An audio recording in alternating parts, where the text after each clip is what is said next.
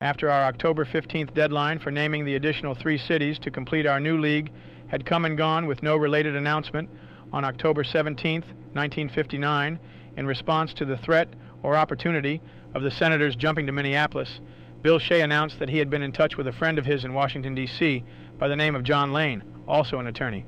Bill said he had a group organized and ready to step into that area and that they could comply with all the major league's requirements, including the $2.5 million that they could put up to acquire the Washington territory. Bill was reluctant to expand upon the possibilities of moving into Washington and seemed to prefer to believe the Continental League would retain the Minneapolis-St. Paul area since it was one of the founding 5.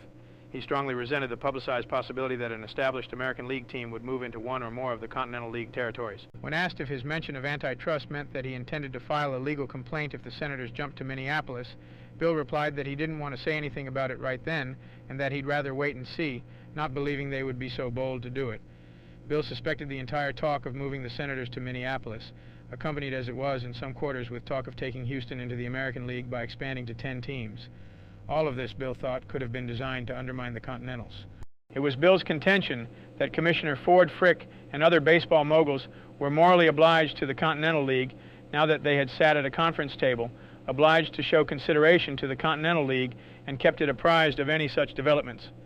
Bill ended his frustrated remarks by noting that the date of announcing the 3 remaining cities had been pushed out to shortly after November 1st. The Senators' moving intentions, if any, had to be decided by October 31st.